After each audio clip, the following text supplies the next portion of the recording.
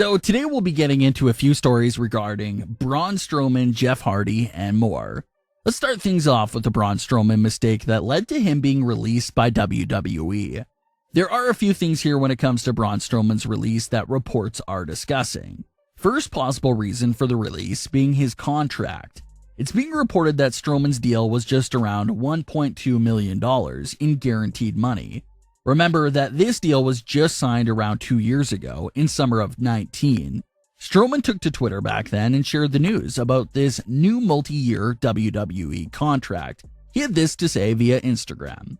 Well, I'm sure more than a few of you will like this announcement. Here's to 4 more years of being the hardest working and best big man in the whole damn industry and working for the greatest promotion in the world, the WWE. So that contract had Strowman signed to WWE until the summer of 2023. That deal was also signed when Strowman was being used a lot and highly featured. Strowman was never truly used to his full potential. There's so much more they could have done with him, and looking back now, you can see how much missed opportunities there were when it came to his usage. But from 2016 to around 18-19, Strowman was at the top of his game and was a focal point for WWE. The other mistake by Strowman that could have stopped his release from happening was implementing a no-cut clause to his contract. In other sports, big-time players have a no-trade clause, meaning that the team's front office can't just randomly decide to cut ties with the player and ship them off to a random team one day. So, similar concept with WWE. No-cut clause means that WWE can't get up one day, like they've been doing a lot lately, and just release you randomly out of the blue. A lot of fans and reporters feel like Strowman could have had a strong case to fight for a no-cut clause when he signed the deal, especially given the fact that he was one of WWE's main priorities at the time of signing that massive deal. It was a massive 4-year deal that could have been topped off with that no-cut clause. The other reason going around is the fact that he's no longer the sole giant in WWE. It's like that whole idea of getting a new toy. WWE's new focal point, as far as the giant on the roster, has been moved to Omos. He's even taller, younger, so Omos is likely that shiny new toy for WWE. Another mistake that reports were talking about came from a recent interview, where Braun Strowman stated that he'll never work anywhere else besides WWE. Now, when you look at those comments, immediately you're thinking, wow, he's really loyal to them. But when you look at it from a business point of view, when you're making budget cuts, you're going to say, well, let's cut Strowman. He did say he'll never work anywhere else, so we don't have to worry about any other company snatching him up, right? So that's why that's looked at as another big mistake, basically admitting that if you're not in WWE, you're not wrestling anywhere else. So they figured, all right, cut him. We don't have to worry about him going anywhere else. So even though those comments from Strowman were with good intentions, he accidentally dug himself into that situation there. But at the same time, Strowman never expected to get dropped like this. You're talking about a man that was a world champion just under a year ago, just worked with Shane McMahon at WrestleMania, and just competed for the WWE title weeks ago. So he didn't see it coming. We didn't see it coming. No one did. So, with the matter that he left WWE, the way he was kicked out the back door unexpectedly, does that change his mind about that comment on not working anywhere else, or is he still standing by that? Strowman's reaction to the release on Twitter was short and simple. He simply just addressed it as a chapter in his life that was over. So, does that mean that he's in fact done with wrestling or done with WWE? We don't know. There were other reports that claimed they viewed him as being 2 years past his peak and his prime. Strowman accomplished a lot in WWE, but it feels like they could have done so much more with him. Obviously, no one knows what's going on. Some fans speculate that maybe WWE is making room for something, maybe some massive signings.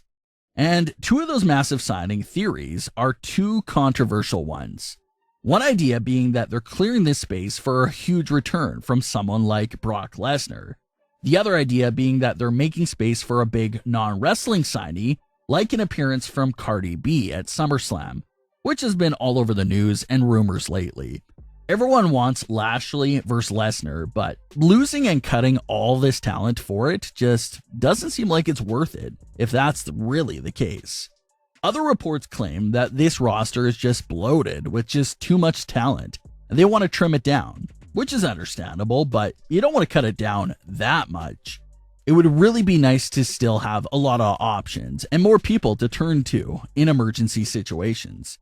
For example, the SmackDown women's roster is down to like 3 women. If someone goes down there with a freak injury, you're going to need call-ups or someone to replace them. The Universal title picture as well. Any freak injury happens to Roman Reigns, what happens to the Universal title and SmackDown? Is that roster really deep enough to pick things up and keep it going without Roman Reigns?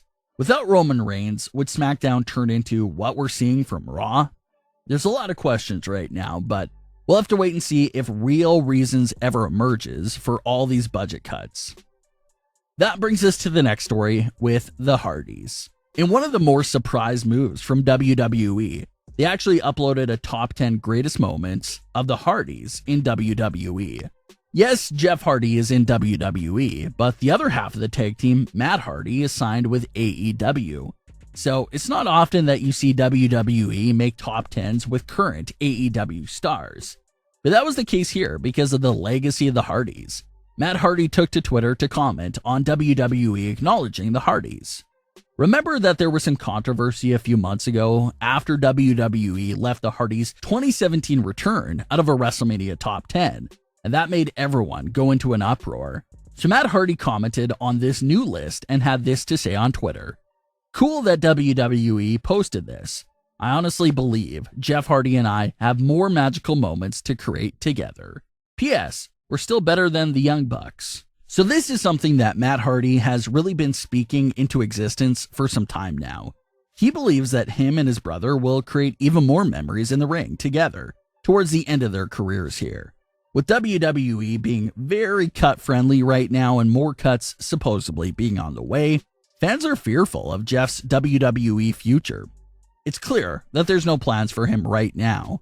Fans think with the proper build-up, he would probably be an interesting opponent for Bobby Lashley, but it doesn't seem like they're going in that direction. So, would Jeff Hardy be cut? It's possible. Like we've seen, no one is safe, but it just seems unlikely. You cut Jeff, you basically give AEW the Hardy Boyz. So that seems to be one of the reasons why Jeff won't be cut. But again, the way things have been, it's very unpredictable. They just threw away so many wrestlers in the heart of their prime, like Aleister Black, Ruby Riott, and others. So it's hard to really predict the next move here. Matt Hardy really feels like he'll have the opportunity to work with his brother again, though. Fans have already been speculating over the past few months that Jeff may be out anyway once the current contract expires.